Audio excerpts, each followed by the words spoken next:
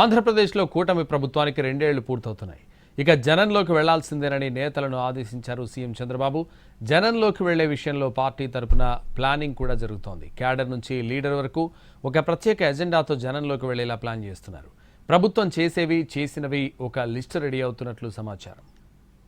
ఏపీలో కూటమి ప్రభుత్వం ఏర్పడి జూన్ నాటికి 2 ఏళ్లు పూర్తి కానుంది. ఈ 2 ఏళ్లలో ప్రభుత్వం అమలు చేస్తున్న కార్యక్రమాలు జనంలోకి తీసుకువెళ్లడానికి కూటమి రెడీ అవుతోంది.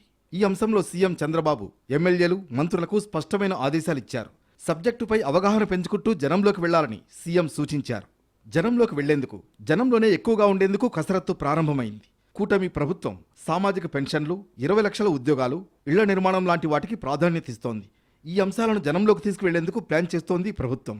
ప్రభుత్వం అమలు చేస్తున్న ప్రతి కార్యక్రమం నియోజకవర్గాల వారీగా వివరించేందుకు ప్రణాళికలు సిద్ధమవుతున్నాయి. త్వరలోనే స్థానిక సంస్థల ఎన్నికలు జరగబోతున్నాయి. మున్సిపల్, పంచాయతీ నిర్వహించాలని సర్కార్ భావిస్తోంది. ప్రభుత్వానికి 2 ఏళ్లు పూర్తవుతున్న సందర్భంగా చేసే కార్యక్రమాలు అటు స్థానిక సంస్థల ఎన్నికలకు కూడా కలిసి వచ్చేలా ప్లానింగ్ జరుగుతోంది. కూటమిలో ఉన్న 3 పార్టీల నేతలు జనంలో ఉండాలని చంద్రబాబు స్పష్టం చేస్తున్నారు. ఏదో ఎన్నికలు జరిగినప్పుడే కాకుండా జనంలో ఎక్కువగా గడపాలని ఆల్మోస్ట్ ఆదేశిస్తున్నారు ముఖ్యమంత్రి. ప్రభుత్వ పరంగా జనంలోకి వెళ్లడం ఒక స్ట్రాటజీ. కూటమిలోని 3 పార్టీలు ఎవరికి వారే విడివిడిగా జనంలోకి వెళ్లడం మరో వ్యూహం.